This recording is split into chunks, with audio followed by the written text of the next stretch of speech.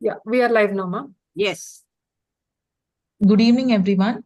It's my pleasure to invite you all to the Pinnacle News series. This is episode 10.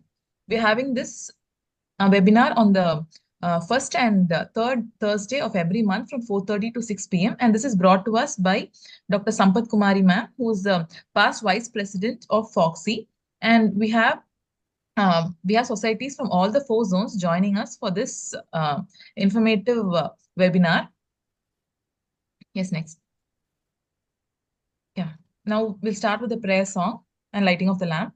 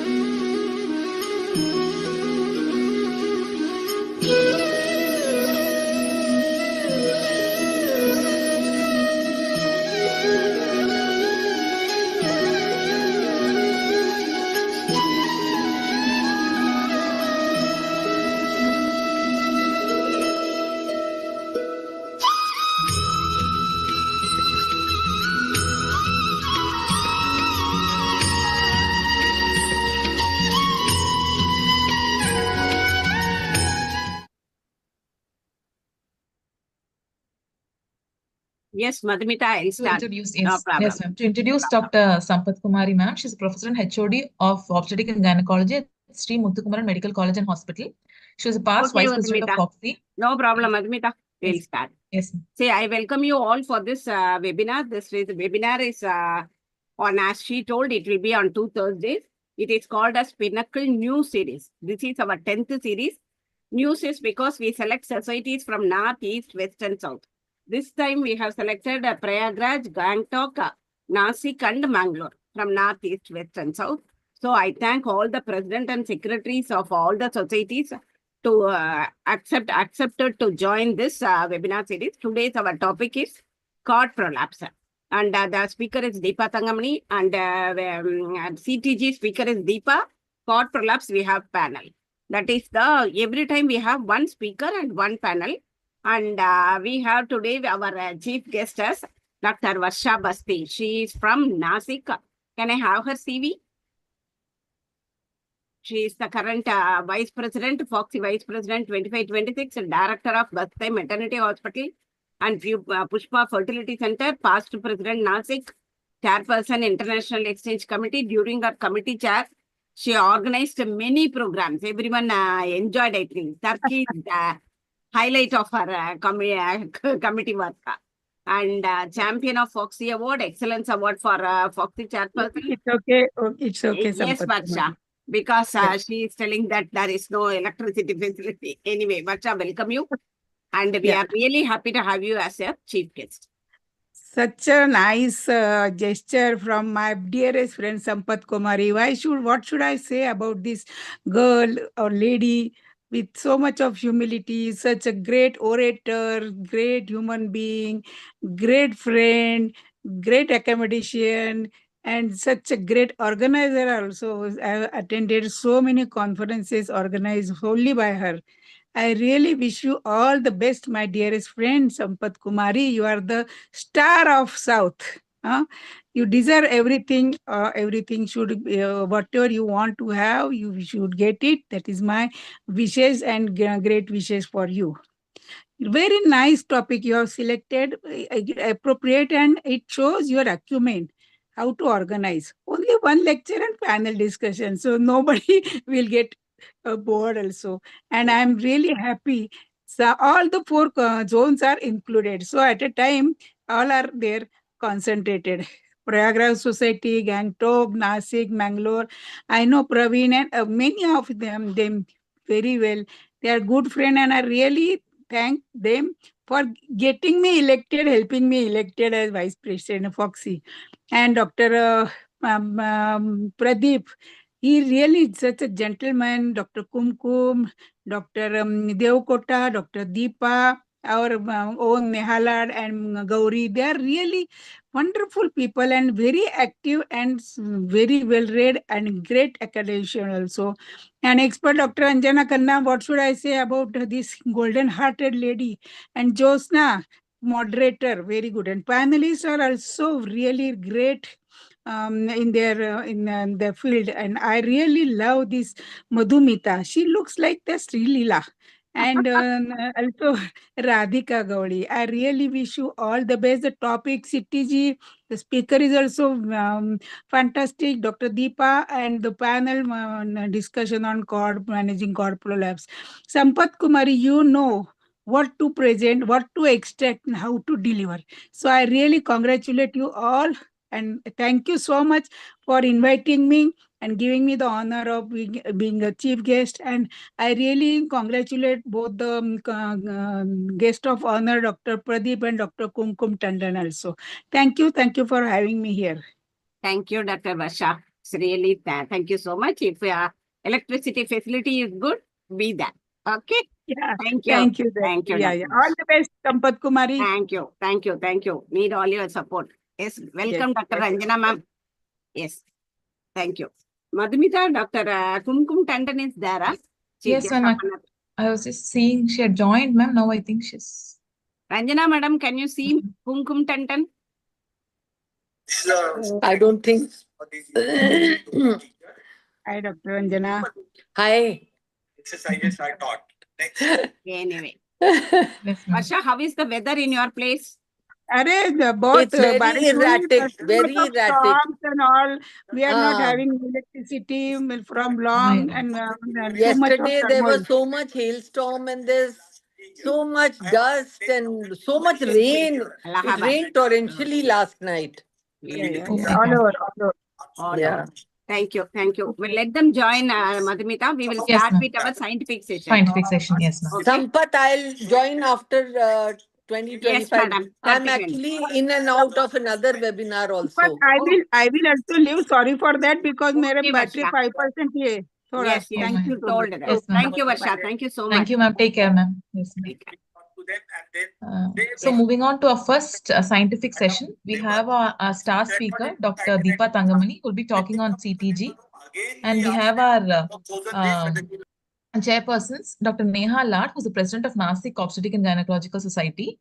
And we have Dr. Pradeep is not able to join. He's the president of Gangtok Society. So, Dr. Neha, ma'am? Neha has not joined, I think. They will be joining later. Yes, ma'am. Normally, since Varsha has some problem, we started it earlier. Early. I'll introduce Dr. Deepa. No, Yes, Radhika, ma'am. are you there? No problem. Deepa is our member. So Dr. Deepa, she is current designation is consultant Apollo First Med Hospital, and her area of interest is gynec endoscopy, emergency obstetrics, intrapartum care, obstetrics and intrapartum care. She is doing a certificate course for our TNFOG and the secretary of ATN RCOG 2024 to 26. EC member of our own Obstetrics and Gynecological Society of Southern India and chairperson of clinical research and risk committee of our OXI. And she is the clinical examiner for Part 3 MRCOG since 2019. And fellow representative AACC RCOG South, Indian Representative Council London from 24 to 27. Of all this in our society, whatever work given to her, we can forget. She will do it. Anyway, stage is yours, Dr. Deepa. Ma'am, thank you so much, ma'am. So thank you for the opportunity. Thank you Madhumita and Sampath Madam for giving me this opportunity. And I'm very glad to talk on my interesting topic, which is CTG. So this CTG, I'm just revising the topic as like pattern recognition to precision reading. Why mean? So how to recognize the paper? The CTG is just a paper. So how to recognize the patterns and how you will be well versed, what kind of hypoxia or evolving changes happening for the baby. So that is how my topic I have been separated. So basically, I will talk about the basics of CTG interpretations and how to identify the evolving hypoxia, practical tips, and what are the basic things, what are the new terminologies has come into that. So the start with whenever you have a mesh, CTG, you need to be familiar with the machine, familiar with the paper you are using, and machine, you have to check whether the paper speed, the first and foremost, whenever the biomechanical give this machine, they set the paper at 3 centimeters, but you have to reset the paper at 1 centimeter per minute. For the CTG interpretation has to happen, we need minimum of 20 minutes to record to interpret. So if you use a 3 centimeter papers for the 20 minutes, you need this much of stress because 1 minute and 20 into 3, 60 centimeters paper you will be wasting to interpret your baseline heart rate, your variability, your acceleration, decelerations, and as a whole, categorize what kind of CTGs, what kind of pathophysiology going on for the baby, you need at least 60 centimeter paper. So that's the foremost important things you have to do it. You have to set the paper into 1 centimeter per minute and ensure the date and time are correct on the commencement of CTG. Check that the date and time setting in the machines as well as your satellite timing and your labor ward timing, everything has to be same. Label CTG, once you finish your 20-minute papers, label it with the mother's name, data, date, time commenced, and the hospital record number. That is more important because in a busy labor ward, when you start itself, if you print out that mother's name, date, and time comments, that's more, that will be easy. Even at when the finishing time also you have to document. So whenever you want to read the CTGs, you can take out from the record and you can keep it in the same record. And before starting, make sure that there is an adequate papers. In a machine, if you say the paper is like going to over, there will be a like pink line or some kind of black dots will started coming. So that shows the paper is end. So you need a new paper needed is. So there is other way of digitally storing it. Digitally storing, you need adequate data. So you have to document, you need an adequate data. When you do a continuous CTG, that has to be digitally stored, that much of data has to be there, and the data has to go into your hardware. So whatever the traces you are doing a CTGs, that has to be stored digitally or in paper, in which is a wax coated paper. So you have to take a Xerox and keep it, or you have to take again scan the paper and digitally you have to store. It's about 25 years. But in case of any adverse event, suppose if the baby doesn't cry, if the UPCAR is low, the baby has neonatal sheets, then you have to store that kind of, say, that patient baby CTG for lifelong. So that is an indefinite. So it is not a 5-year storage, it is 25 years of storage. So what are the parameters you will be reading? There are 5 parameters, including contraction. The contraction is most first important things we will be seeing it, which is in the tokogram. Then the 4 features is a baseline, variability, and acceleration, deceleration. Variability, there are new terminologies we have to see in the CTG is cyclicity, sinusoidal pattern, saltatory pattern, and zigzag pattern. So if these features individually doesn't have any effect except that variability or high baseline, there is no individually doesn't have any value. So we have to combine all 5 features and describe, is the baby is safe, or is the baby is suspicious, which is called amber, or is the baby is abnormally have any issues, which is red. So again, we have to categorize into normal CTG, suspicious CTG, pathological, and then you have to give a plan. Normal CTG, will continue the routine care. Hypoxic CTG, what kind of hypoxia you will be evolving hypoxia, you have to mention. It is a best practice to have a CTG stickers. Suppose if you are reading 20-minute CTG, then put this sticker behind the CTGs and mention these are the features, tick list, and in the end, when you categorize whether it is a normal CTG or suspicious CTG, and you plan whether it is a normal care is needed or anything, and you put your signature. Or you can use a Dr. C Bravado, which has been used for almost like 20-30 years. So the DR is defined risk, C is contraction, baseline rate, variability, A is acceleration, deceleration. Again, you have to give a overall impression whether the baby is normal or it's a suspicious, whether the baby needs additional resuscitations, or you have to immediately act. So at the end of the CTG reading, you need to know whether it is normal fetus, pre-existing hypoxia, whether the baby is fit to go into labor, or if it is in the labor, is it a non-developing hypoxia is going on, which is the most commonest thing happening in the term labor patients, and subacute hypoxia or acute hypoxia. Acute hypoxia is a emergency we have to act. And so this is the stickers. If you have the practice of using it, that will be better. So as I said, how the papers will look like if it is a 3 centimeters or 1 centimeter, the importance. So if it is a 3 centimeters, this is almost like 3 to 4 minutes. Actually, this is 4 minutes paper. But this is almost like 8 minutes paper. So this is almost like 8 minutes. This is almost like 3 to 4 minutes.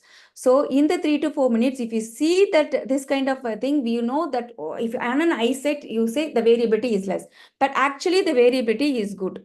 It is actually up and down. The variability is good. So this is how it is. It more stretched appearance of the x-axis we will be seeing in a 3 centimeters. And you will be wasting the paper if you are using it. And interpretation, you think it is of 8 centimeter, 10 centimeter paper, 10 minutes paper, but actually you see it's only a 3 centimeters paper you are seeing in this. So that is the reason, sir. That is the reasons you have to see it. So most important thing is like the babies, whatever you see in the 1 minute paper, the variability, mixed variability, period of less variability and period of moderate variability. So the period of less variability is nothing. It's normally happen in sleep-wake cycles for a good neurologically normal babies. This sleep-wake cycles is normal. So if you see this kind of less than 5 beats in a CTG, over the times it goes variability of 10 beats CTG, the baby is doing absolutely fine. But you cannot see this kind of cyclical variability in 3 centimeter speed paper. So another reasons you have to change your speed is like, this is the reasons you have to see the variability as well as the cyclicity. If it's a fast speed, you will see that whatever the normal variability is stretched and smoother like a sinusoidal we will be seeing. And in 1 centimeter paper, it's a jagged and a sharp papers. So I just categorized what are all the problems happening in the 3 centimeters papers. Most common thing is that it is a fast, and you will be seeing a horizontal stretch is more, and you will be seeing a variability is smoother, and clinical perception is like the baby is sleeping or baby is under hypoxia because there is no variability. They have to take the baby immediately. I'll rush up the initial basics of CTGs. One is the contractions. The contractions, the most important you have to see in the contraction is the rest period between the two contractions. Okay, so the rest period between the two contraction is almost 2 minutes. That is 2 big squares you have to have. So then that means every 2 minutes or every 3 minutes, if you get a contractions, the baby get an adequate blood supply during the rest period, the baby will be normal. So that's most important. And the tonicity, we cannot see the tone in the CTG. Sometimes you will be having a hypertonous contraction followed by the deep deceleration. This is a prolonged bradycardia, acute hypoxia, most common in acute abruptions. That has to be act immediately, like within, you comes the 3 minutes rules, we have to deliver the baby within 15 minutes. Here, the rest period is not that. That is the reasons too many contractions and followed by there is a deceleration. Probably it could be prostaglandin induced or oxytocin induced. Good rest period is normal. And baseline rate, again, you have to read the baseline in between two contraction. You have a 2 minutes period, to minimum of 2 minutes to read the baseline. That is 2 big squares is needed. In between 2 acceleration, in between 2 contraction, or in between 2 decelerations, you have to read this. So 1 minute paper speed, you can have a very good 2 minutes paper to read it. But if it is a 3 centimeter per minute, you need a 6 centimeter paper to read the baseline heart rate alone. So that is that you use the common sense and go ahead. If you are using 3 centimeters, please go and change into 1 centimeters. So minimum of 2 minutes paper is needed. So if you don't see the 2 minutes in any of the CTGs, then the baseline heart rate, you cannot read it, you cannot tell. Either you have to see the previous CTG or continuous the CTG till you find the 2 minutes rest period to see the baseline heart rate. So the baseline is indeterminate if you are not having a 2 minutes period to see the thing. Here it's only a one big square, so I cannot see the baseline. This is not a baseline rate. I need adequate 2 minutes papers to read the baseline rate. So that is how. So if you have a decelerations, in between the decelerations, you read the baseline heart rate. So this baseline heart rate is low, but there is a good acceleration. So again, though it is come under amber or suspicious, you have to see the continue the CTG. The lower one, again, it's a baseline is high up, and there is a deceleration. Forget about the deceleration. As long as baseline 2 minutes is normal in single code, you write one number. And the most important thing is, do not write the baseline rate in a range. The range is normal is between 110 to 160, but do not write the baseline as whatever you see, write it. Suppose the baseline heart rate is 140, you mention is 140. The same CTGs after 2 hours, if it is a 160, write 160. There is what happened in between, the baby is going for compensatory mechanisms. There is a hypoxia, baby developing a compensatory mechanism, adrenergic drives, catecholamine drives, and try to increase the heartbeat to cope up with the labor. So though this 160 is normal, but there is a tachycardia. Baseline is tachycardia. There is a compensated tachycardia is happened. So there is a evolving pattern of hypoxia is going on. But still the baby is fine. But you have to continue the CTGs. You have to resuscitate the baby. Why try to make the compensated hypoxia to the original baby 140 heart rate? So that's more important when you see a baseline heart rate. Here, when you see the baseline, when it is started, it's 140, and over the time 160, again it is come. So how you need, where you will read, here you can read it, and here you can read the baseline heart rate. So just do the logic, cut down all the decelerations and see where the straight line. Here the basically you cannot able to see the baseline. So here the baseline heart rate cannot be read. It is an unstable baseline. So again, this is a alarming. Unstable baseline is a sign of a subacute hypoxia. So baby is not. So this is a compensatory hypoxia, gradually developing the previous one, and now it is a unstable hypoxia. So baseline keep changing. And come to the variability. Variability is between 5 to 50, between 5 to 25 is normal, and also you have to see cyclicity. If you see the cyclicity and these two things in a variability, then that's fine. Here, the baseline heart rate is almost like 150 beats per minute, 160 beats per minute, and the variability is less than 5 beats per minute. Will it be a cyclicity? There are two logic things you can see. One is like, yes, it could be a cyclic pattern for which you have to, baby sleep pattern, you have to continue the CTGs. Another thing is like, if it is a 39-weeker and you are seeing a heartbeat of 150 beats or 160 beats per minute, then for that baby, the baby is having tachycardia. It's not a normal heart rate. And no one sleeps when the heartbeat is high. Even adult, when we sleep, our heartbeat will be very normal. The same rules goes for the baby also. When the baby is sleeping, the heartbeat will be around 120, 130 or 140. Never become 140. So do not say it is a cyclicity, it's a sleep patterns when you see a fetal heart rate of 150 or 160 beats per minute. So that is a tip, you have to use it. So baby cannot sleep with a heart rate of with the tachycardia. That's one thing. So anything less than 5 beats for 30 to 50 minutes is abnormal. So basically, when you see this kind of abnormal variability, or it's a case of chronic hypoxia, the baby that baby doesn't fit to go into the labor. This is the cyclicity I was mentioning. So there is a period of sleep patterns. When you see the sleep pattern, the baby heart rate is 140. See, baby is sleeping with a normal heartbeat. And continue the CTGs over the time, the baby must be awake and baby will be normal. So even during the labor pains, whenever the getting the contraction, baby follow these rules of sleeping and wake up. So, but in kind of hypoxia, baby cannot sleep. So one of the sign of cyclicity is absent, means Baby can't sleep. Baby have to be awake. See, something is going. I cannot able to get an oxygen. I should be awake. I cannot sleep. So when you see the variability less in the hypoxic pattern, will be stable. It cannot come into the good reactive trace later on. So cyclicity will be absent is a sign of hypoxia. So the other thing is sinusoidal pattern. This is a typical undulating pattern, up and down, up and down, up and down. This happen in two kinds. One is fetal maternal hemorrhage. Second is like hypoxia. So hypoxia means that's totally the CNS blunted. You can see this kind of pattern, or any hemorrhage like RH isoimmunizations or abruption or vasa previa. You can see this kind of patterns.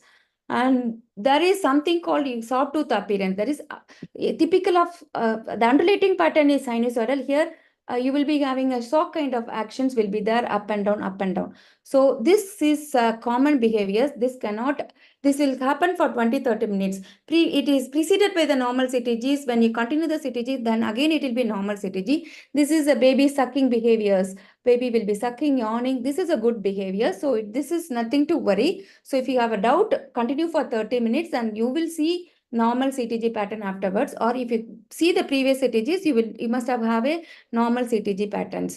The other thing is like saltatory, the baseline heart rate more than 25 beats going up and down, the cyclicity going up and down. The one beat is in 1 minute, it will go up to 3 cycles, more than 25 beats. Then this is called saltatory patterns.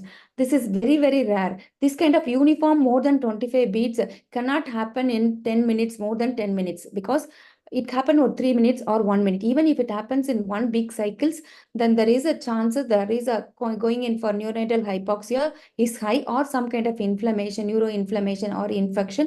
It is high that it's a dangerous thing. It's a hypoxic insult. So this is kind of pattern which is lasting the same 25 beats, which we call as zigzag for 10 minutes. It's come into the category called zigzag pattern. So up and down, up and down, up and down. See here, that is less variability. Here it is 25 beats variability. So this is called zigzag pattern. This is a sign of hypoxia.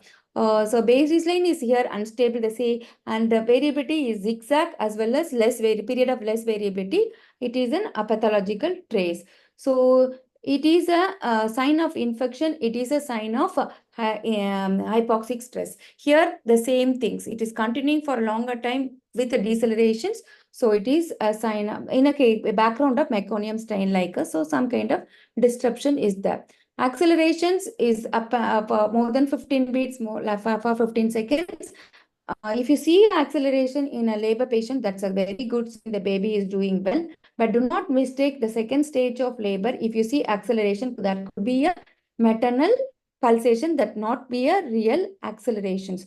If you don't see an acceleration, but if you in a kind of suspicious trace, if you see an acceleration by vaginal examination, like scalp stimulation, then that baby is reacting to a stimulation that though there is kind of a suspicious trace, the baby do very well with resuscitation. The baby will come back to the normal with resuscitation. And the last category is the decelerations.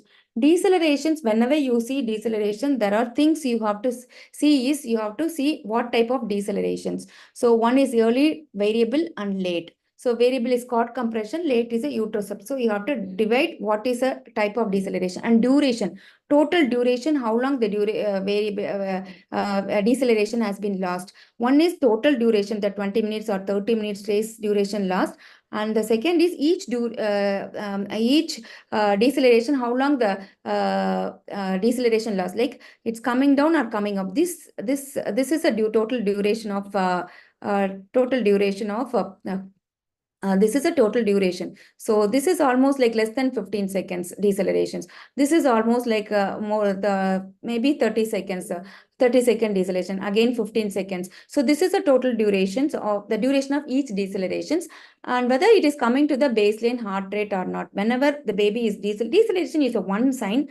That's a way of baby is coping up. Like how when you run, when you have a distress, when you are as an adult, when you have a distress, you increase your rate and depth of respirations, and you increase your heartbeat. But baby can't do that. Baby respiration starts after delivery. So the way baby cope up is like reducing the myocardial stress. So baby will reduce the contractions, reduce the myocardial contractions. So it goes for decelerations. And when the supply comes, it come back to the normal. So this is the way the baby is coping up. So deceleration is actually a good sign. So when you see when you see the deceleration is coming back to the normal, that's one sign the baby is doing well. And see whether the deceleration is repetitive, whether it's happened more than 50% of contraction. Each contraction, the deceleration is happening, that is called repetitive. And also look for the concerning features. It's a broad decelerations, or is the presence or absence of shoulderings. The shouldering is like the baby's heartbeat go up and then go for deceleration. That happen in cord compressions. And presence and absence of reduced variability within the decelerations and returning to the baseline. These are the things you have to see. So this is a deceleration. See, you just do all the homework like baseline is see the contractions, see the baselines, and see the variability, and there is no accelerations. That when this kind of decelerations is variable in the early and late deceleration will be exactly the uniform. Okay, so each early deceleration looks the same. Each variable late deceleration looks same, but variable deceleration alone irregular, variable in terms of it may comes under in between contraction, during contractions. So the main thing you look for is whether the shouldering is there. This shouldering is started initially, but towards the end there is no shouldering. Okay, and it is comes quickly. So that is what. So this is a variable decelerations, and it is coming quickly to the baseline. So returning to the baseline is fine. And is there a variability in the deceleration? Yes, there is small variability, is reduced variability in the deceleration, but still the variability is not absent, and it is a very short durations. And the baseline is stable. It's coming back to the one thin baseline. So though the baby is decelerating, the baby will do well. So what type of finally it is a suspicious trace, and deceleration is variability. It is repetitive. When you put it in the NICE guideline score, it comes into the amber color. It is a repetitive, yes, but there is no concerning features. So there is no concerning features, but there is some kind of variability. So it's kind of suspicious. Suspicious means you have to resuscitate the baby. Then see this kind of deceleration here. You do the exercise of decelerations. There is the duration of deceleration is, this is a variable deceleration again. Duration of deceleration is very big, and there is no variability in each decelerations, and there is W shapes, concerning features, and it is not coming into the one baseline stable baseline heart rate. So it is the unstable baseline with deceleration. It is very hypoxic baby. Pathological test. So this is how you have to write. This is a pathological trace. Oh, so pathological trace. The pathological means you don't have to, you have to deliver, but you have to prepare the environment for the baby properly. This is a prolonged deceleration. We'll come back to later. So the categorization, once you said as a trace, as a suspicious, a pathological, doesn't mean you need to deliver the baby. Okay, but you have to make the environment for the baby. Whenever the baby delivering, baby has to be all right. So whenever you see this kind of suspicious, look for use a mother's pneumonia. Look for, is there any meconium? Is he on oxytocin? Is the mother having temperature? Is she having hyperstimulation? Is she on epidural? What is the rate of progress? Is she going to deliver soon, or is she going to have a deliver later, or is she on early labor, or is she on second stage, or is she in +1, +3 station? Is she have a previous cesarean score? Is she a primary or second gravida? That is multi or nullipara. So look for reversible causes and rectify it, and do by using a spoiled mnemonic. Spoiled mnemonic is stop syntocinon, change the position of the mother. Look, oxygen should not be given only before anesthesia or only in case of eclampsia to stabilize the mother. You have to give an oxygenation, not as a routine. IV fluid bolus, stop oxytocin and start IV fluid bolus if she is really dehydrated. If it is a epidural low BP, then even you can consider giving ephedrine. And if it is a hyperstimulation, give a tocolysis. By doing this, within 2 to 3 minutes, the trace will become little bit normal. Even if you are planning for cesarean section, your baby will cry. You will improve the upcourse course, baby will cry. You won't deliver the baby in a hypoxic state. And I would like to discuss about this new journal, new consensus statement released in 2024 about the physiological interpretation of CTGs. This physiological interpretation is nothing. Whatever you recognize patterns, you apply into what kind of hypoxia. You have to talk in terms of hypoxia. Is the baby is fit for labor? Is the baby is gradually developing hypoxia? Is the baby is reversible hypoxia? Will it be reversible? So they divided deceleration in two things. One is quickly. Quickly means coming back, coming down. Whatever the deceleration which is happening in the early part of labor, that is called quickly. And one is tardy. Tardy is a broad-based deceleration. That is complicated variable deceleration or late deceleration. Coming back to the baselines is it's not coming back and stable in the baseline. It is like taking a U-shaped things and not stable in the baseline, and a broad durations. It's like if you see the duration, it's more than 2 big squares. That means more than 60 minutes, 60 seconds. So more than 60 seconds or more, maximum 90 seconds. So this is an alarming deceleration. This is a normal decelerations. So ultimately, what they are dividing this into a chronic hypoxia. This is a hypoxia which a baby have it for a longer time, even before the labor. So when it comes to the labor, the baby is not fit for uteroplacental insufficiency or IUG, or even a term babies with maybe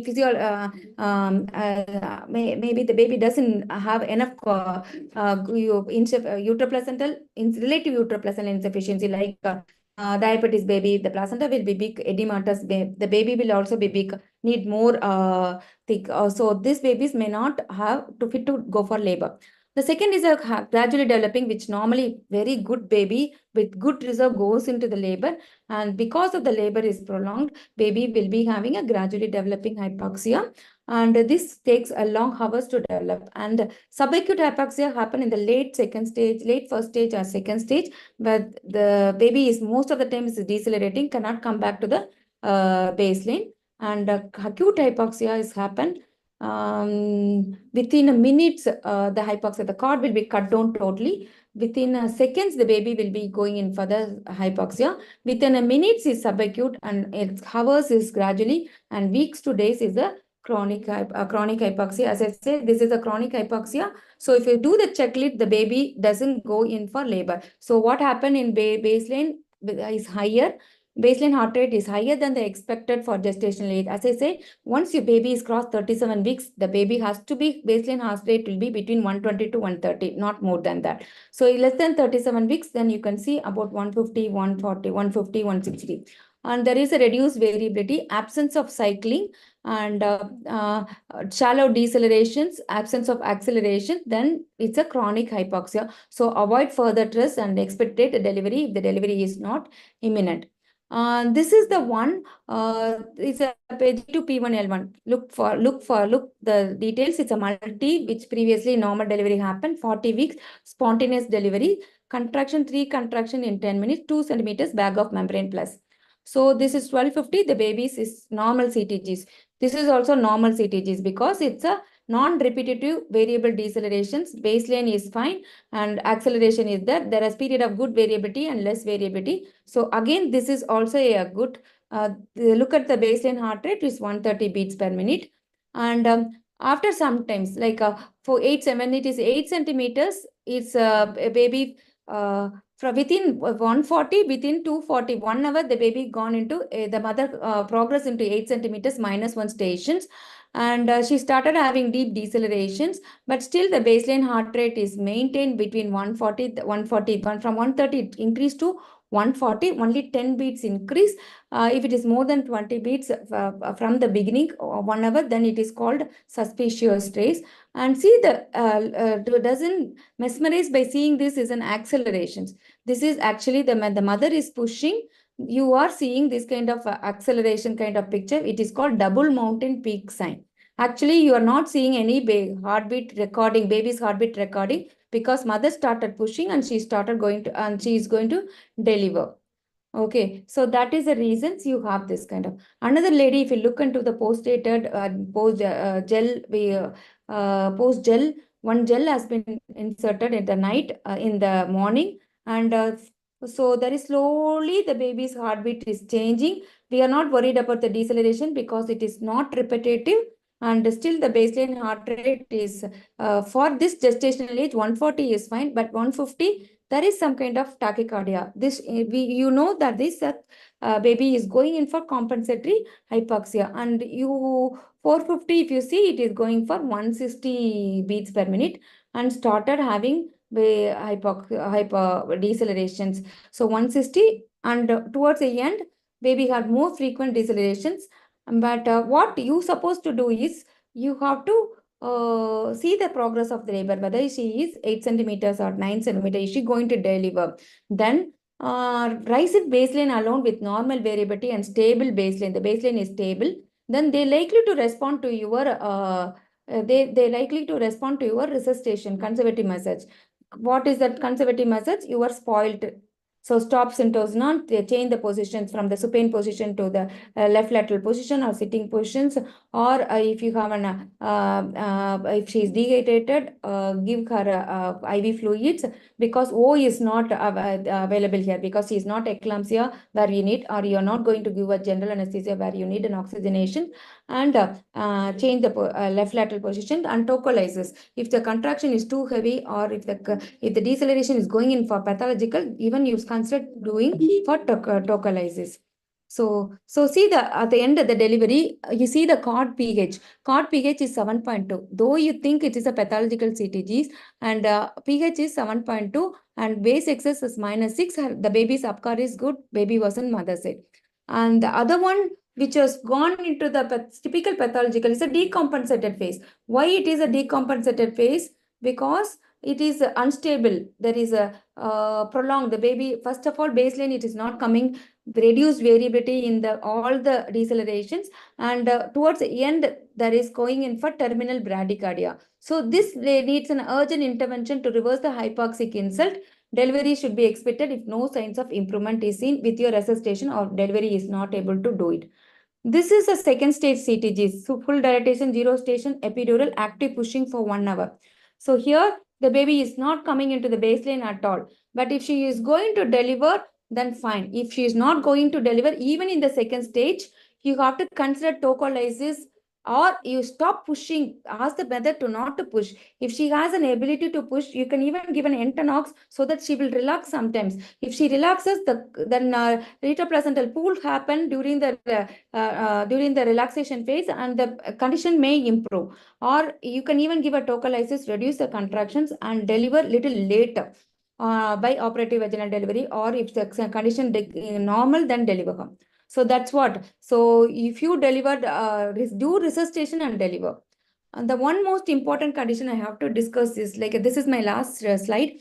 Primary 39 weeks, fever, pain, the 50% phase, 2 centimeters. So here the heartbeat is 170 beats per minute. Okay, whenever you have a fever, yes, the heartbeat will be high. So the initial resuscitation is like reduce the temperature of the mother. Mother's temperature is 100.6, pulse rate is 110 beats. So reduce the anxiety, start IV fluid, give her an injection para, and look for the cause for the fever, like do a complete blood count, look for total count and C-reactive protein, do a vaginal examination, look for any premature rupture of membranes, any leak or foul smelling discharge. Okay, so all that has been ruled out, and we have given a para. The most important things how you will be seeing is there is a risk of intrapartum fever, contraction to baseline 170. There is no cycling, no acceleration, no deceleration. Overall, it's a pathological TTG, but I'm suspecting intrapartum fever. Mother has a fever. I'm reducing the fever. After decreasing the fever, it comes into 150 beats per minute in 2 p.m. and 6 p.m. again, it comes into 160 beats per minute. So the total count is 14,000. C-reactive protein is 75 negative. So there is some kind of the baby is showing as some kind of subclinical chorioamnionitis. That is why there is a persistent tachycardia, even there is absence of temperature. Temperature settles, but tachycardia is slowly again regained, but there is no temperature. What is the course of progress? Again, check. It's a primary, no fever now, cervix 3 centimeter dilatation, -2. Our urge is we need to deliver the baby. Anyone, we think we do deliver the baby by stimulating or by inducing ARM. That's the one thing we have done a wrong thing. Whenever baby is in stress, whenever in tachycardia, do not induce, do not augment the labor. We have to wait how the CTG is evolving. Baby is again, if you take out the LICA, that the cushion effect is gone and more of ascending infection, you start going into though the baby is clear like a doesn't mean the baby is fine. Here on 9 p.m., 2-3 hours later, 5 centimeter, there is no progress. -1 station, we are taken for emergency LSS. The upcore is fine. Cord gases is 7.1, absolutely fine, not major difference. But what happened to the baby? Baby, 1 hour later, baby has become unstable, intubated, started suppose ups and down because baby couldn't extubate for almost like 15 days, discharged only on 20th, gone up to ECMO for because its lungs is totally damaged, full-blown amnionitis infections, baby had infections. So the key features, what we missed is fetal tachycardia, reduced variability, lack of accelerations, lack of cycling, presence of no decelerations. So these are the key features in CTGs, fetal tachycardia, reduced variability, lack of cycling. So if you see any baseline fetal tachycardia, look for subclinical chorioamnionitis. So then look for any maternal inflammatory changes. Patient should be observed for closely evolving maternal tachycardia, pyrexia, meconium stain, or offensive vaginal discharge. Once clinically mother started developing chorioamnionitis, then we cannot rely on the CTG as a test of fetal well-being. So we have to clinically mother develop tender uterus chorioamnionitis, then that is babies already have more infections. So in a primary, if the cervical dilatation is 6 centimeters, there is evidence of failure to progress requiring oxytocin or ARM, then do cesarean sections because the labor is going to be prolonged. If she is a multi, if it is a 5 centimeter dilator and baseline tachycardia with fever or any kind of meconium, then if you can deliver her normally. But primary with chorioamnionitis, she may not tolerate the labor for a longer time. But there is a lack of evidence that cesarean at the time of diagnosis of clinical will improve the neonatal outcome.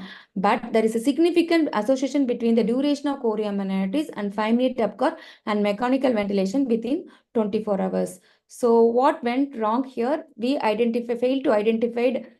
We thought deceleration is a sign of hypoxia. Tachycardia is not a sign of hypoxia, but here there is a neuroinflammation happen which causes the baby not to stable in the postnatal period. So pyrexia itself will increase the chorioamnionitis to 5-fold. But pyrexia with hypoxia, if decelerations, tachycardia and everything settles, then there is 78-fold increased risk of cerebral palsy. If the fever temperatures is higher than the fetal temperature is higher than the maternal temperature, so the metabolic demands of the fetal tissues are increased and so the risk of hypoxia is elevated. So intrapartum fever is associated with 4 to 5-fold increase.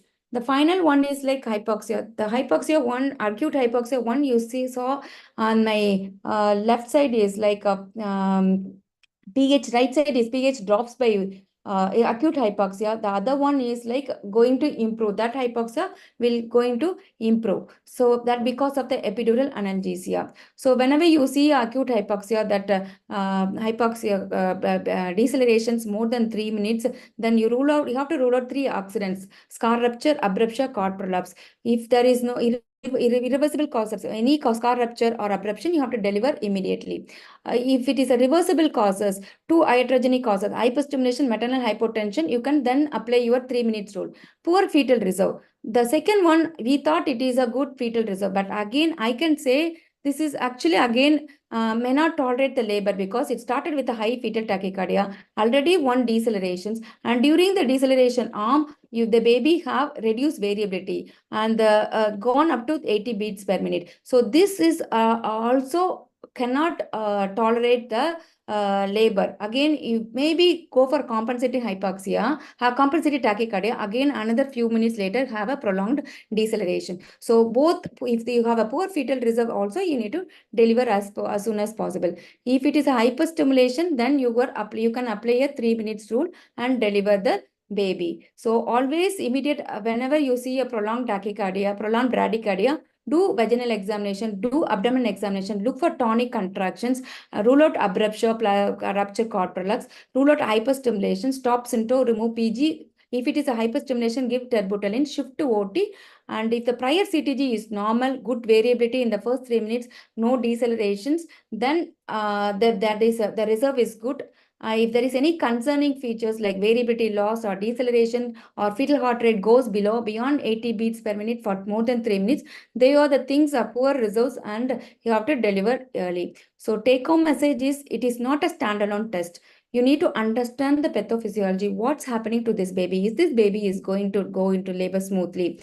Is there any prolonged deceleration? Rule out reversible cases. Assess the fetal reserve in cases of reversible causes. If signs of recovery is good, observe. If it is a subacute, mostly in second stage, resuscitate and deliver. And understand the compensative features in the CTG. Thank you. With this, I thank Sampath Madam and Pinnacle News Series for giving me this opportunity. Thank you so much. Thank you, Deepa. Excellent talk. Thank you, ma'am. Hope that for delegates and faculties also, everyone would have been benefited by that. Basic, important, useful things. Thank you so much. Thank Yes, you. Yes, ma'am. Radhika, can we Yes, go with ma'am. the panel? Yes, ma'am. Dr. Vismaya is there. Dr. Shavit is there. Yes, Dr. ma'am. Shannon is there. So our expert, Dr. Ranjana Khanna is there. Yes, ma'am. We'll intro. Dr. Shraddha is there. Yes, ma'am. Good evening, ma'am. Good evening, Sampath ma'am, and good evening, all respected faculties. So we had excellent talk by Deepa Tangamani madam. So very elaborate and very updated presentation of the CTG, and with all mnemonics, very useful and practical, ma'am. So we'll move on to the next session, which is the cord prolapse managing cord prolapse, which is another important nightmare for all obstetricians. So may I invite Dr. Ranjana Khanna ma'am, who is the expert. Sahiti, can you please post the CV of Ranjana Yes, Khanna? ma'am. Yes, ma'am.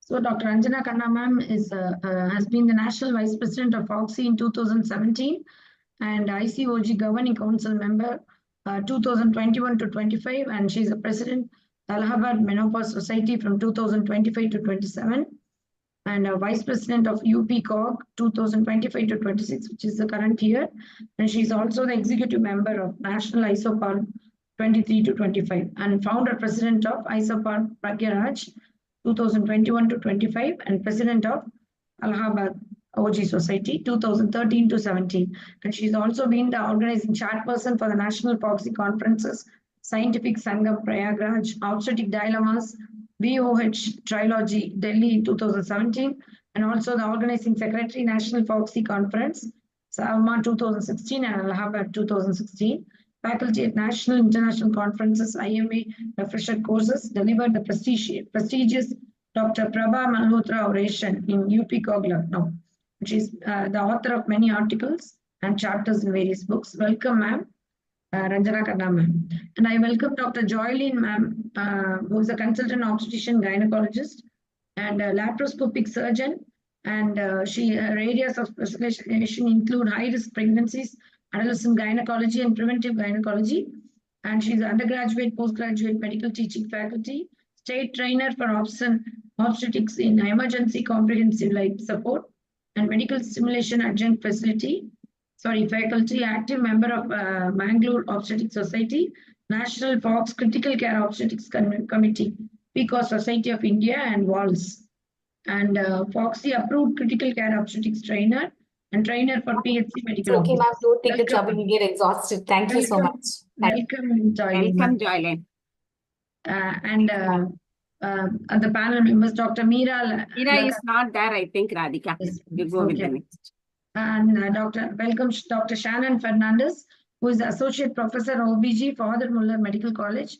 And she's done her MBBS from KMC Mangalore, MD from Government Medical College, Goa, and trained faculty of medical simulation, AHA accredited BLS trainer and certified Jiva Raksha provider.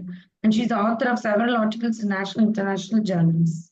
Welcome, Dr. Shannon. Shannon, and I welcome Dr. Neeti Nepal, Dr. Vismaya Kaveri, who is also from Kasturba Medical College, Bangalore. And she's done her MS from St. John's Medical College, DNB also, and fellowship in gynae laparoscopy, Altius Hospital, Bangalore, and presently working as assistant professor in Department of OBG at Father Muller Medical College. Welcome, madam. I welcome Dr. Ashutosh Tole. He's not there, I think. Not there. Yeah, he's not there. And welcome Dr. Lakshmi Menon, who is also assistant professor from Sri Muthukumaran Medical College and Research Institute. And she is a member of Calicut Obs and Gynae Society, presented papers, posters in state and national conferences. And also she's conducted postgraduate quiz on reproductive medicine surgery and won the first place. And also a faculty in South Zonal UA Foxy in Mysore last year. Welcome, Dr. Lakshmi Menon. And we have Dr. Jayamina. It's also held up in traffic. So she. Okay. Thank you. Okay. Good evening, ma'am. This is Dr. Shraddha Sabnis. I'm from Nasik. Yes. Dr. Ashutosh today have asked me to become Yes. In place. Yes. Welcome, Dr. Shraddha. Dr. Shraddha. She herself introduced. Thank you, Dr. Shraddha. Thank you. So, Joylin, you are having Dr. Shraddha and Dr. Shannon, Dr. Vismaya, Dr. Lakshmi Menon, and our Dr. Radhika Gauri. Yes, Okay. Thank you, ma'am. Thank you. Yes, You can start your presentation, Joylin. And our Ranjana Khanna madam is there. She is our expert. Okay. Ma'am, I just want to know if my slides are seen. Yes, it is seen. Slide is seen? It is seen. Yeah. Thank you, and thank you, Dr. Sampath Kumari ma'am, and all the Dr. Radhika and the entire team, Dr. Madhumita, for giving us this opportunity. There are three of us from the Mangalore Obstetric Gynec Society, Dr. Shannon, Dr. Vismaya, and me, who are a part of this, and we thank you for this opportunity. And we're here to now discuss the panel discussion on managing cord prolapse. So there are going to be a few questions and a few cases.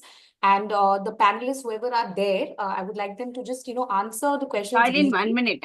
Yes, Dr. yes. Chavis, you are there. Would you like to join the panel? Dr. Chavis? Ma'am, I can join, but I'm mainly into IVF, ma'am. No, okay. Chavis, you join in, no problem. Okay, Joylin. You proceed. You proceed. Yeah. So the panel is on managing cord prolapse. It's actually a very short and a sweet obstetric emergency. But as with all obstetric emergencies, as in case of like aircraft landings, we have to be prepared. And a cord prolapse always comes without warning, and hence the need for preparedness. And that's why the chosen topic for panel discussion is on cord prolapse. So I would also like the panelists and our senior professors who are on the panel, on the talk here, to share any experiences that they had, personal experiences on cord prolapse, to enrich the younger crowd that has also taken trouble to join in. So managing cord prolapse, rapid response, expert insights. So setting up the scenario, it is an obstetric emergency. Umbilical cord prolapse means the umbilical cord descends before the fetus. It can lead to fetal hypoxia or death if not managed quickly. The incidence of cord prolapse is 0.1 to 0.6% for the use of all the postgraduates who have taken trouble to join in, and 1 in 500 births. And today's panel will walk through real-life high-stake cases. The panelists are the following people, and I thank you for taking time to join in. Cord prolapse is defined as when the umbilical cord slips out of the cervix into the birth canal after spontaneous rupture of membranes. And it is a race against time. So we all know from practical purposes that whenever we encounter a cord prolapse in reality, we don't have time, and it's very, very important not to panic and know what's the right thing to do. The take-home point here is a perinatal mortality with a cord prolapse that is not picked up and treated in time can be as much as 91 per 1,000 live births. So this is the reason why cord prolapse requires increased amount of preparedness. The first case is a case of cord prolapse during spontaneous labor. We have a 37-year-old gravida 4 para 3 living 3 at 37 weeks who presented with mild labor pains at 2 p.m. A level 2 scan showed a healthy baby and placenta, a funnel placenta with stable vitals. On examination, the uterus was term size, acting, fetal health was 4/5 palpable across the pelvic brim, above the pelvic brim, and the fetal heart was 140 beats per minute. At 6 p.m., the same gravida 4 now had a spontaneous rupture of membranes. On local examination, it was seen that the umbilical cord was lying outside the vagina, and we also noticed fetal heart rate deceleration. So this was a multigravida, G4, who came in labor and at 6 p.m. had a spontaneous rupture of membranes and was found to have a cord lying outside the vagina, a scene which is not very uncommon in our labor rooms. Dr. Meera, I'm not sure if Dr. Meera is there. No, No, I think. Is Dr. Meera there? no, ma'am. Dr. Meera is Yeah. not here. Yeah. So, Shavi, we'll probably take this for me and you, both of us together. What are the common causes of cord prolapse and what are the risk factors for cord prolapse? Shavi, can you just, do you want to say something? Hi, Sorry for hi, calling. Joylene. Okay, Yeah, hi. thanks for catching me off guard. Okay. Yeah, so no, what you So can do is, since you're here and yeah, you've taken the trouble to log no in, you can problem. read out the risk factors for cord Yeah, prolapse. so the risk factors actually, before any complication, of course, it's very difficult for us to anticipate any kind of complication, especially in OBS. But nevertheless, we as obstetricians have to keep in mind that there are certain risk factors, and if we have that in mind, only then, only if our mind knows, we can actually detect probably a complication. So, especially in cases of malpresentations where there is like a transverse lie, or there's polyhydramnios with, especially when the head is not fixed at the beginning of labor, when the presenting part is not fixed at the beginning of labor, and in cases of prematurity, if there's any fetal anomaly, or if there has been vaginal manipulation of the fetus with ruptured membranes, and sometimes also during external cephalic version, we can expect this complication to occur. So thank you, Shavi. So those are the risk factors for cord prolapse, as rightly pointed out. And these are the practical scenarios in which we have to keep a watch out for a high incidence of cord prolapse. The cause for cord prolapse is usually when, like Shavi rightly mentioned, the presenting part is not well applied. It could be in cephalic or in breech presentation. And certain rarer situations where we could still get a cord prolapse is a low birth weight baby, placenta previa, and also with the cord insertion abnormalities. Even in these situations, so if you find a patient who has an antenatal scan with a cord insertion abnormality, we have to keep a watch out for the incidence of cord prolapse. So in our case, thank you, Shavis, for answering that.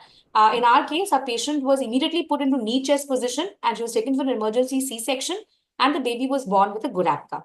Dr. Shannon, I would want to know from you if this is an obstetric emergency, a cord prolapse, and why do you feel so? Yes, if you ask me obstetric, is it an obstetric emergency? I definitely would say yes, it would be. Now, why?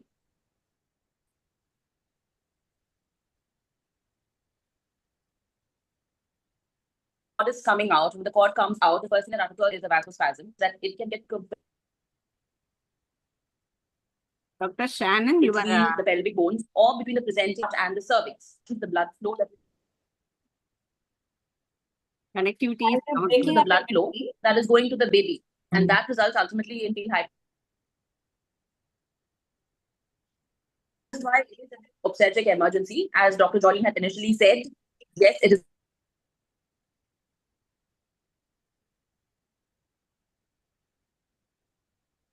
Dr. Sharada can take over, I think.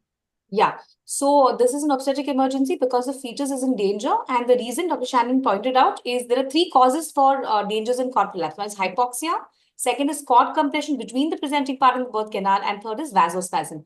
Thank you, Dr. Shannon, for answering that. Dr. Neeti, do we have Dr. Neeti? Dr. Jailin, Dr. Ranjana will be there. You can ask her opinion. Okay. Ranjana madam? Not able to figure out who is there, who's not. That's She right. was there. Okay, Jailin, Okay. you proceed. Yes. So Dr. Neeti, if Dr. Neeti is there? It is not there. Okay. It is not there. Shaviz, is again back to me and you. So how do we proceed with a case of cord prolapse? So we're in the labor room, we have a case of cord prolapse and we have to proceed. And what should we keep in mind during a per-vaginal examination in a case of cord prolapse? Jailin, you can take Dr. Sharda. Shaviz told that she is an infertility specialist. Yes. So, Okay. This is Dr. Sharda, did you say that? Sharda is there. I saw. Yes, Dr. Sharda, would you want to answer how we can proceed in a case of cord prolapse? Good, Anna. I saw her now. Shall I? Yes. Yes, ma'am. So we should call for help immediately, inform the anesthetist and pediatrician to be there and the theatre team, and immediately check the fetal heart sound simultaneously, deliver oxygen and immediate delivery. So she must be having a line as she is in labor, so IV line. and put her in the knee chest position, or you can even the head down position.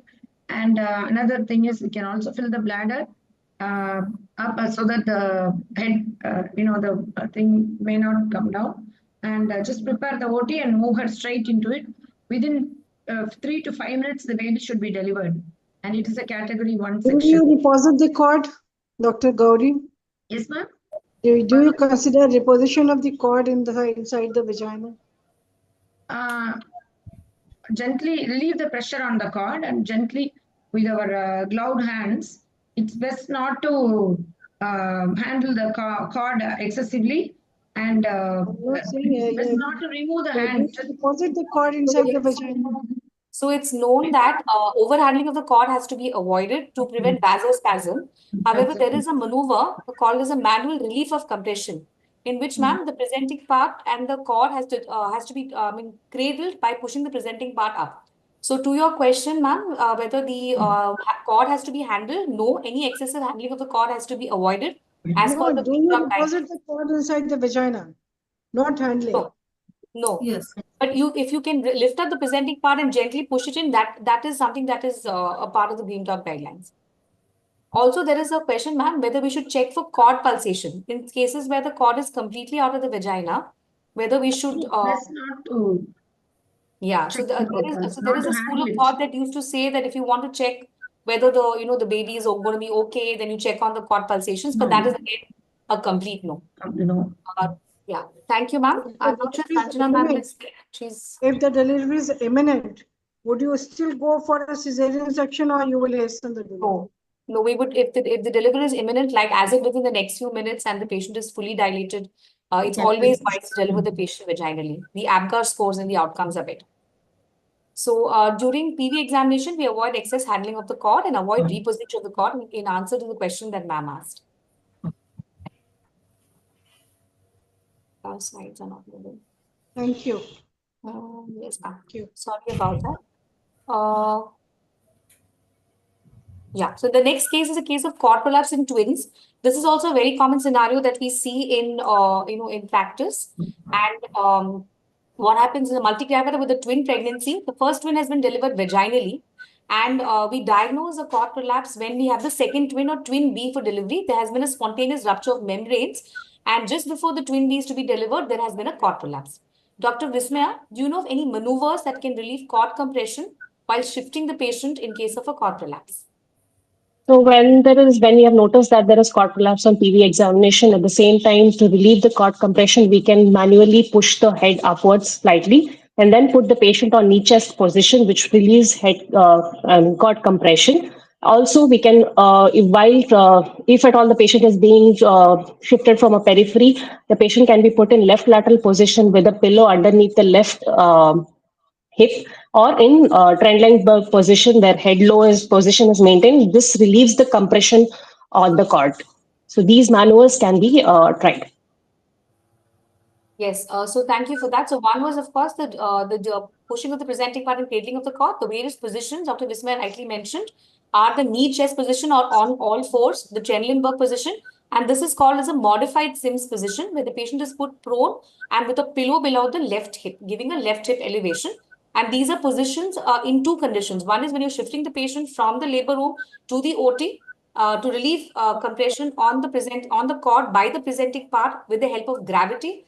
And the other thing is in transit. When you have a cord prolapse in the periphery and the patient is being shifted to a higher center, these are certain positions that help in relieving pressure on the cord. So in our case of twin cord prolapse, the obstetric team prepared the patient for an emergency C-section, and the neonatal outcome was favorable because of the rapid action. The third case is a case of cord prolapse in transit. A gravida 3 parenthood living 2 in a rural setting was referred after rupture of membranes. On examination, it was found that the patient had a cord visible on perineum. The transport time for this patient was around 90 minutes, and on arrival, no fetal heart sound was found. Dr. Shraddha? Yes. Ma'am, Yes. can you suggest certain measures where we can anticipate and avoid cord prolapse? Also, if you have any any information on bladder filling and the role of amnio infusion in a case of cord prolapse. Yeah. First, I think we should identify the risk factors like antenatal cases, whoever having history of polyhydramnios. On ultrasound, if polyhydramnios is there, if there is a multiparity, then in twin pregnancy. So all this, or whenever it is multiparity, where there is usually labor will be labor pain will start after engagement. So unengaged head. So like these patients, we should anticipate and advise our patients that whenever like this, if rupture of membrane or anything, they should come immediately to hospital. Second thing, like polyhydramnios, that bladder filling, retrograde bladder filling with 400 to 500 ml of normal saline, with the same whatever we discuss, like Trendelenburg position, and then retrograde bladder filling, it will help to elevate the presenting part and cushion or support for the bladder, support for the cord that prolapse. You know, Yeah, I thank you, think Dr. one thing, Joylene, one thing Yes, which ma'am. is very important is that if the membranes rupture suddenly, then what is very important that you put your fist inside and you let the liquor come out very slowly. So Slowly. that will mostly prevent the cord prolapse. What happens if it's a free floating head and suddenly there's cord prolapse? Then with the pressure of the fluid, the cord comes out. So That it is is within a controlled So you ARM. allow for controlled release so of it is liquid. yeah, That is it is controlled imperative ARM. that we Allow for have release to of liquid. control it. And normally we try to put a fist inside and then release it Yeah, very full fist, slowly so that the liquor very drains slowly. out Yeah. very slowly, and that will prevent to some Till That's head extent. engages. very valid Till point. head is down in the pelvis, one should not remove the fist. Remove the That is Yeah. fist. controlled. That is So what when has been the taught. case of Yes. We used to do that polyhydramnios, in our time. We did that. We used to put our fist And inside. they rush to the theater. And move with the fist in the vagina into the Yes. theater. Yeah, So we used to run with the trolley, with the stretcher. We used to also go running. It All is very gymnasts. practical if your anesthetists are all the way, similar you're taking to the time, rash. you keep on putting the fist. And so Yeah, that the cord doesn't come out. yeah. That Similar to the helps. rationale of doing a controlled ARM in case of polyhydramnios, where we give a light funny pressure and do a very controlled ARM in polyhydramnios. So we have to avoid an ARM when the presenting part is very high, vigilance in polyhydramnios. Also, an elective admission for women with malpresentations like unstable lie at term, transverse lie, oblique lie, a little up 37, 38 weeks to avoid an elective admission so that they don't come in labor with a high chance of cord prolapse. Also, very importantly, especially for the postgraduates, always document an FHS and a per vaginal examination after the spontaneous rupture of membranes. This is a must, especially medico-legally, to make sure that we have covered ourselves, and a careful PV in all malpresentations to be done. Because not just a cord prolapse, even a cord presentation has to be picked up. So, like Dr. Shraddha rightly mentioned, thank you for that, ma'am. Prolapse of the cord, bladder filling with saline can be done as one of the measures to relieve pressure off the presenting part, lifting it up away from the cord, especially when you're shifting the patient to OT, and also in transit when the patient is being shifted. Now, in our case of cord prolapse, we used the best position, which was the modified Sims position. And in case of cord prolapse in transit, we must understand the importance of early detection and referral of a case of cord prolapse, because time here is of the essence. And the sooner we pick up that cord prolapse and we, bring out the baby, the better it is in terms of ABGA scores. Dr. But in Lakshmi, this case, you have said that the fetal heart was not there. in this particular Rangana, I stage, think in fact, it was a one yes, more ma'am. point is very important. We must explain the situation to the patient's attendant, make due notification and recording of the findings, and explain prognosis should be there to later on avoid any legal Detailed consent before shifting and also after procedure. informed consent should be there. Yes, And yes, always record the whatever has happened. Proper making of notes is very important to save lot of Documentation. trouble. Documentation is the need of the hour. Documentation is So very in this particular case, that we remember, it was a multi-paris patient, ma'am, and she was referred from a center which is around 30 minutes from our referral hospital. And by the time she had come, the cord was out of the vagina. It was completely dried out. So probably something in terms of resuscitation, if it was done on time, maybe some chances of having even a low ABGA baby, but not an IUD, would have, I mean, a stillborn baby would have been there. Thank you for that, ma'am. Dr. Lakshmi Menon, what differences between occult cord presentation, cord prolapse, types of cord prolapse, and also if you know there's a role of ultrasound in labor. Let's say you have a patient in the setting of a cord prolapse. Is there a role of ultrasound in labor? Cord prolapse is basically descent of the umbilical cord through the cervix and below the presenting part. In occult cord prolapse, it is above the cervix but and next to the presenting part. ACOG in 2021, they renamed occult cord prolapse as compound cord presentation. So it is not a cord prolapse per se, but the risk is high with occult cord presentation. Then third type will obviously be cord presentation, where the cord is above the cervix but below the presenting part. As far as the utility of scan in cord presentation goes, the sensitivity and specificity is actually less. So it's considered to be a poor predictor for detecting cord prolapse. In rare conditions such as women with breech presentation who are considering vaginal birth, we can do a selective ultrasound screening. These are as part of the Green Top guidelines, right? Thank you. And so this is in terms of keeping us safe medico-legally. Let's say we have a patient with breech who comes in labor and has a cord prolapse, then we can be questioned as to whether a selective ultrasound could have been done antedating to predict that cord prolapse. And this is what the Green Top guidelines say, that in breech, we can consider selective ultrasound screening, especially if it's a footling kind of a breech, but routine ultrasound examination is not required. As Dr. Lakshmi correctly mentioned, the three kinds as per the Green Top guidelines: cord prolapse, cord presentation, and compound cord presentation. And this is mainly for the knowledge of the postgraduates, depending on the fetal head and the position of the umbilical cord. So between cord prolapse and cord presentation, we have a compound cord presentation, where the cord is above the cervix, but alongside the fetal presenting part. The fourth case scenario is a case of breech presentation. A preemie at term gestation was diagnosed as breech on ultrasound. There was a spontaneous rupture of membranes at home. She was rushed to the hospital. She had a cord prolapse outside the vagina with a fetal heart of 70 beats per minute. A crash cesarean section was performed within 15 minutes of her arrival. Dr. Jayamina? Jayamina is not there, I think. Dr. Radhika, you can take up. Yes, ma'am. Yeah, Radhika ma'am. So, incidences of cord prolapse with breech presentation and transfer slide. This is a very popular postgraduate question for exams. Is there a role for tocolysis in case of cord prolapse as per the Green Top guidelines? It's not just about cord compression. In breech, the pathology for an altered fetal heart is not just the cord compression. There's something else along with that. And what are the ultimate complications of cord prolapse? So, ma'am, the incidences of cord prolapse in the various presentations. Yes, it's no 2.5 to 3%. In a frank breach, it's a 0.4, and incomplete breach, it's 10%, as high as 10%. And it's a complete breach, it's 5%. And in a shoulder or transverse slide, it's 5 to 10% again. So it's quite high, 10 to 20%. So we need to counsel the patient first. If they are coming with a breech presentation, we need to tell them in the antenatal clinic that there is always a possibility of the cord coming out. So if the membrane ruptures or the pain start, they must immediately come. And especially if they are in long distances from the hospital, we need to tell them to get admitted early. An elective admission, 37. Elective admission, yes. Around 38 so weeks. for the sake of the postgraduates, vertex is 0.4, frank breech is 0.5, and then a complete breech is 4 to 6, and then we say 15 to 18% in case of a footling breech presentation. Thank you, ma'am. Also, any role for tocolysis in case of a cord prolapse, a patient with spontaneous rupture of membranes? Yes, I think we can consider tocolysis while we are getting ready for the section.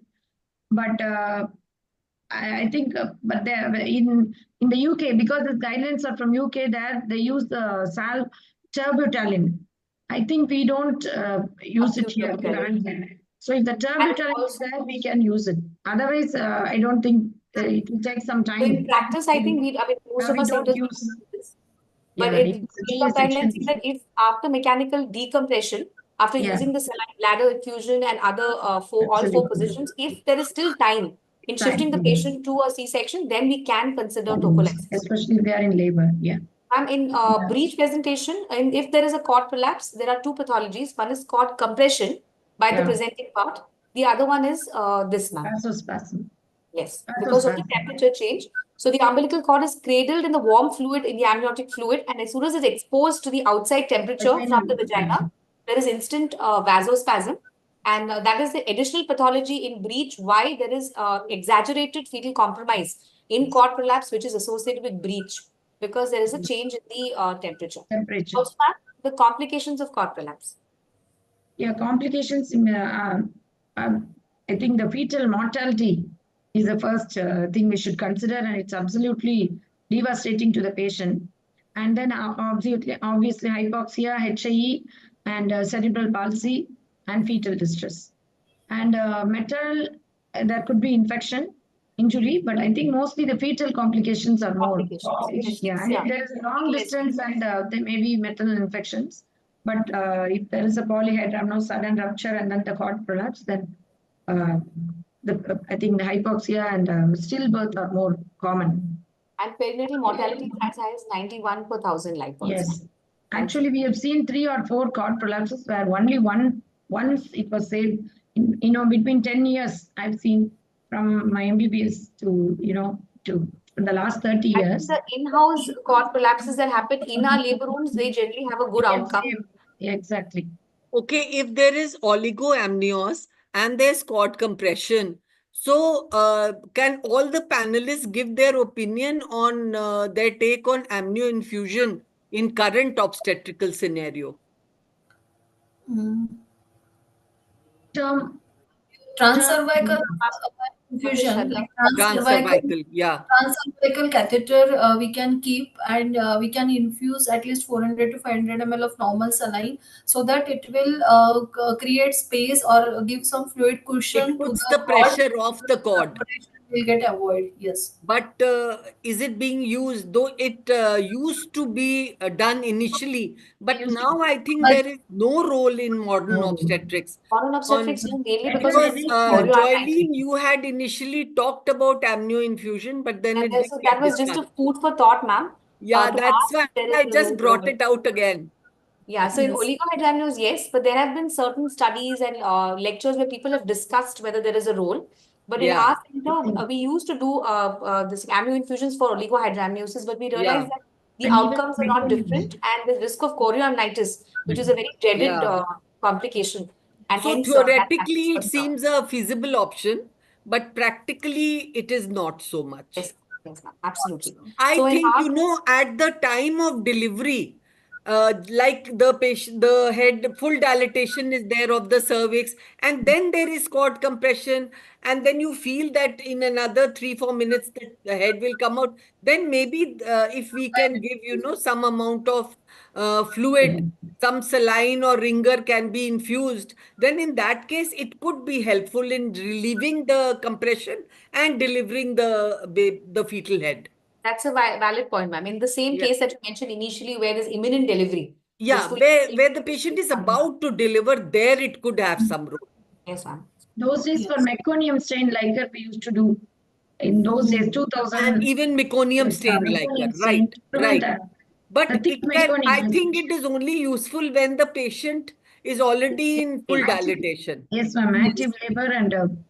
So we are getting some time in between to shift the patient or to deliver. In between, we can do that for 2 to 3 minutes. That is the best case scenario of cord prolapse that we could have.